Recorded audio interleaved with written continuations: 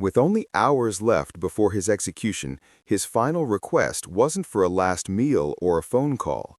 It was to see his dog one last time. But what happened next, and the secret his dog was carrying, would silence the prison, freeze the guards, and unravel a truth buried for 7 years. That morning, the air inside the penitentiary felt heavier, as if the very walls knew what was coming. Every sound carried weight that pressed down on everyone inside. The clang of metal doors, the shuffle of boots on concrete, the distant murmur of voices that seemed to fade into nothing. Even the fluorescent lights seemed dimmer, casting long shadows that stretched across the corridors like dark omens.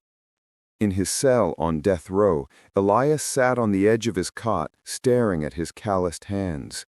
He wasn't the same man who had walked in 7 years ago. Time and regret had carved deep lines into his face, turning his once dark hair silver at the temples. His eyes, which had once burned with defiance during the trial, now held only a quiet resignation. He had stopped protesting his innocence years ago, not because he was guilty, but because no one was listening anymore. The morning routine began like any other final day. A guard brought breakfast, which Elias barely touched. Another guard came to ask about funeral arrangements. Then came Warden Graves himself, a weathered man with 30 years in the system, carrying the standard form for last requests.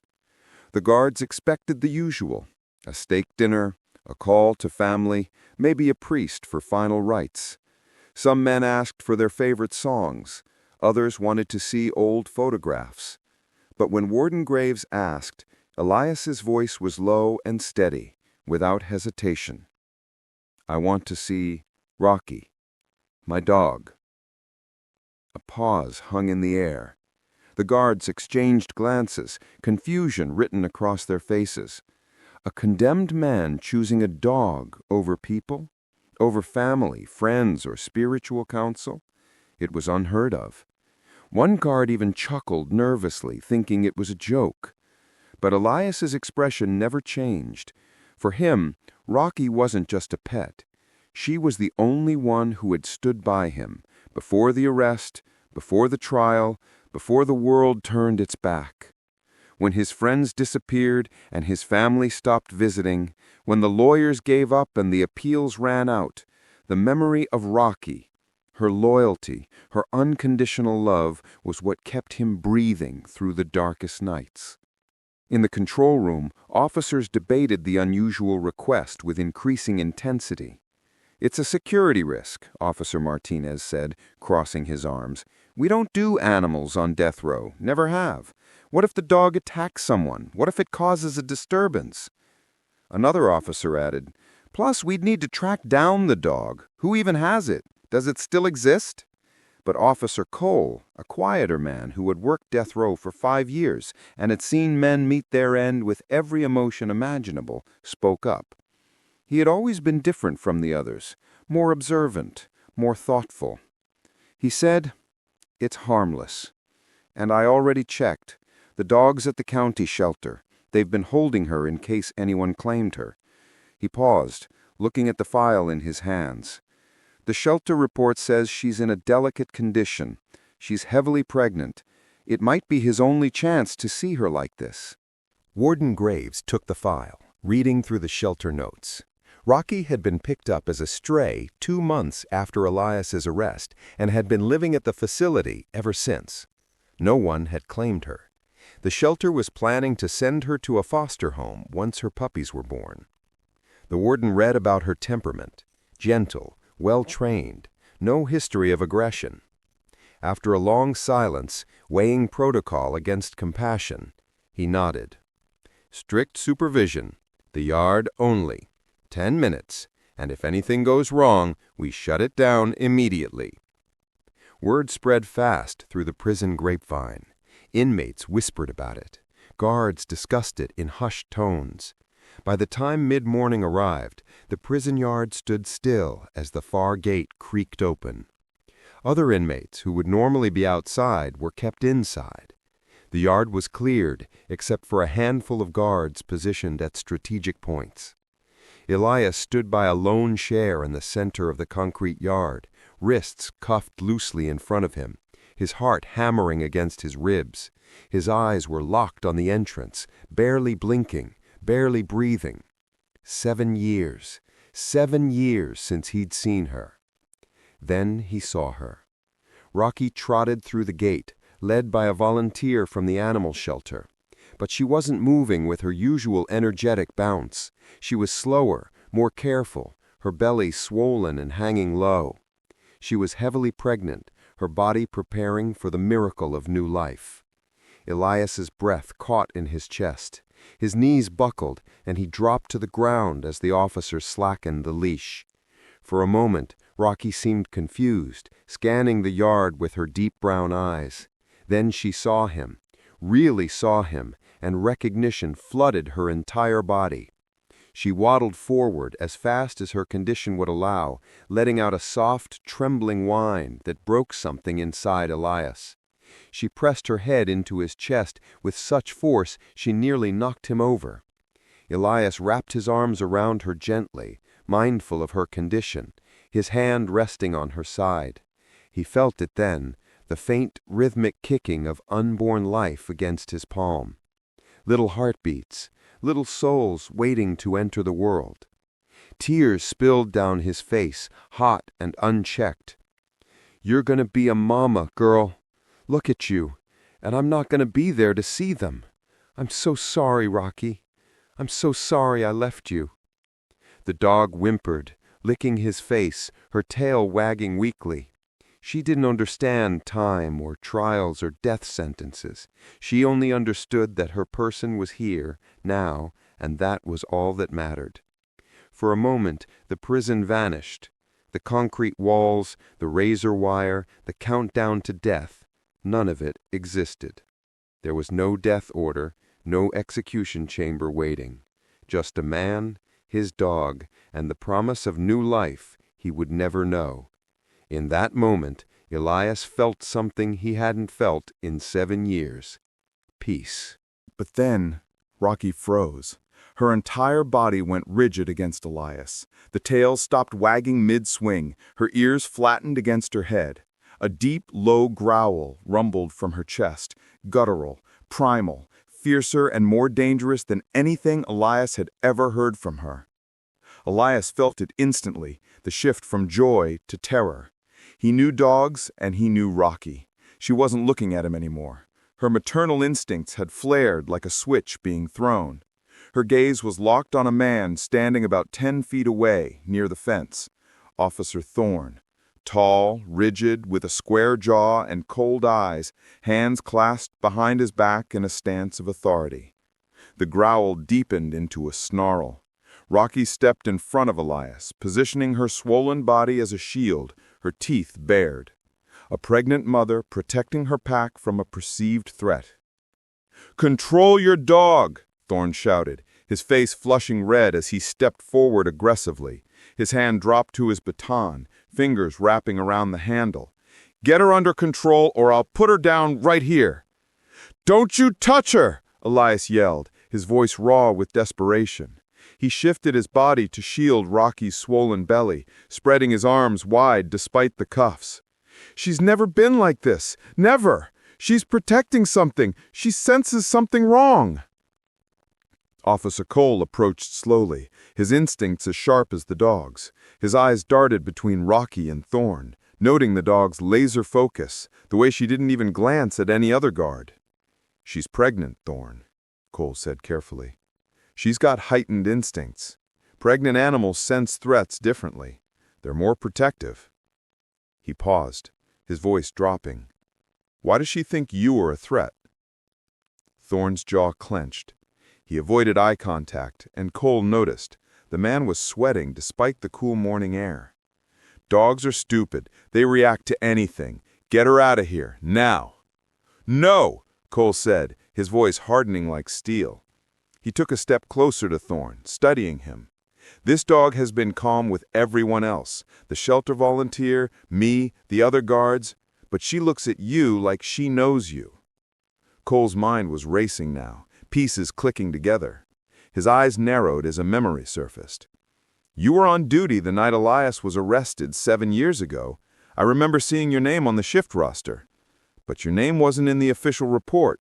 Why not?" The air turned electric. Every guard in the yard felt it. Elias looked up from where he knelt, hope flickering like a candle in the dark. Rocky, as if understanding the stakes with some ancient animal wisdom, barked, a sharp, accusing sound that echoed off the concrete walls and seemed to pierce straight through Thorne's chest. Thorne took a step back, his confidence cracking. "I don't have to explain myself to you, Cole." "Yeah," Cole said quietly, "you do." Later that afternoon, the atmosphere in the prison had shifted entirely. Warden Graves summoned everyone to a small interview room. Elias, Cole, Thorne, and 2 other senior officers. Rocky was allowed to stay, lying heavily at Elias's feet, her breathing labored but her eyes alert, still watching Thorne with unwavering suspicion. The warden sat at the head of the table, his expression grave. He had seen a lot in his career, but this situation was unprecedented. "Thorne," he said slowly, "why didn't you disclose that you were on site the night of the murder?" Thorne shifted in his seat, his hands fidgeting. I was just passing by on patrol. Nothing relevant. That's why I didn't include it in the report." Rocky let out a growl so deep it vibrated the floor.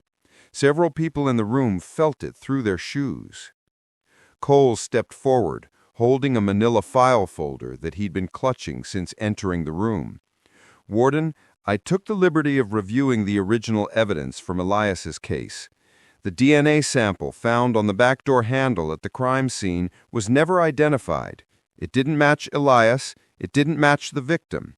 It was logged as unknown male and basically ignored because there was other circumstantial evidence." He opened the file, pulling out lab reports. "I requested a comparison against current staff members, just routine due diligence given Thorne's presence that night." He looked directly at Thorne, whose face had gone pale. "It's a match. The DNA on that door handle belongs to you, Officer Thorne." The room erupted. Thorne shot to his feet. "That doesn't mean anything. I could have touched that door during the investigation." "The crime scene was secured before any officers entered," Cole countered, "and you weren't part of the investigation team. You had no reason to be inside that house." The warden's expression darkened like a storm cloud. He stood slowly, his chair scraping against the floor. "We're reopening the case, effective immediately. Officer Thorne, you're suspended pending investigation." He turned to his assistant. "Contact the Attorney General's office. The execution is delayed indefinitely." Elias felt the air rush back into his lungs, his vision blurred with tears. Not freedom, not yet, but hope. Real, tangible hope for the first time in 7 years. Thorne was handcuffed by 2 guards, his face twisted with rage and fear. As they led him toward the door, he stopped and glared at Rocky, who met his gaze without flinching. "Damn dog." And it all started with a mother's instinct. The investigation moved with unprecedented speed once it began in earnest. Detectives who had long since moved on to other cases were brought back. Evidence was re-examined with fresh eyes and new technology. The timeline of that night 7 years ago was reconstructed piece by piece. The truth emerged like a nightmare coming into focus. Thorne had been having an affair with the victim, Elias's neighbor, Margaret Chen. When she threatened to expose him, potentially destroying his career and marriage, he acted in desperation. He killed her in a rage, then noticed Elias arriving home next door. In a moment of cold calculation, Thorne had planted evidence to frame Elias, including moving the murder weapon and manipulating the timeline to place Elias at the scene. Elias's public defender had been overworked and underfunded. The circumstantial evidence seemed damning. Elias had argued with Margaret about her loud music the week before. His fingerprints were in her house from a previous visit, and he had no solid alibi. The jury convicted him in less than 4 hours. Thorne was formally charged with first-degree murder, evidence tampering, and obstruction of justice. The prosecution dropped all charges against Elias. 2 weeks later, after expedited hearings and emergency motions, the prison gates swung open. Elias stepped out into the afternoon sunlight, blinking against the brightness after so many years of fluorescent lighting and shadows. The world looked different, sharper, more colorful, more alive. But he didn't walk alone. Beside him was Rocky, moving more easily now, her belly smaller but still soft from recent birth.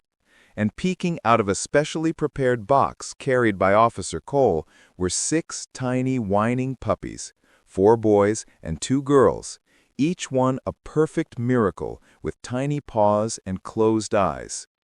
Elias took the box with trembling hands, tears streaming down his face again. But these were different tears. These were tears of joy, of gratitude, of overwhelming love.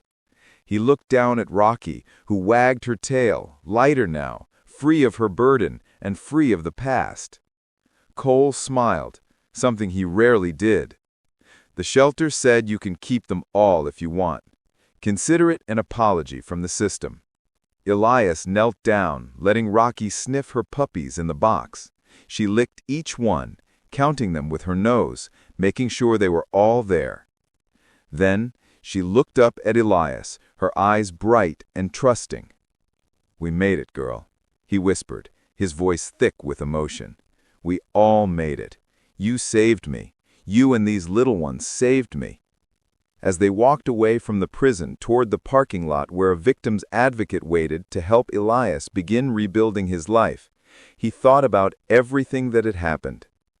7 years stolen. 7 years of darkness. But somehow, impossibly, life had found a way through. This story reminds us that life always finds a way, and the truth is often sensed by those who cannot speak. Sometimes it takes the instinct of a mother, whether human or animal, to save an innocent man. Justice may be blind, but love sees everything. If this story moved you, please like, share, and subscribe for more tales of courage, loyalty, and new beginnings.